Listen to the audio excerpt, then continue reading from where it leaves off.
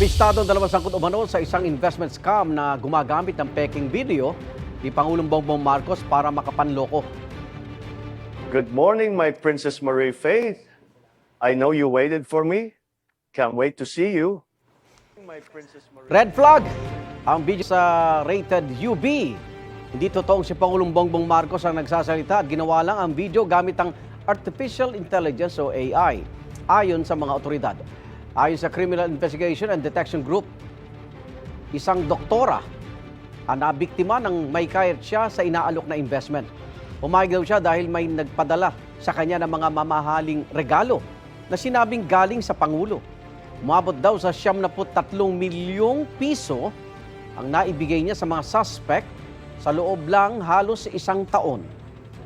Arestado na ang 2 suspect sa isang entrapment operation sa Angeles, Pampanga. Sinusubukan pa namin silang kunan ng pahayag. Sabi ng Malacanang, walang dudang deepfake ang video.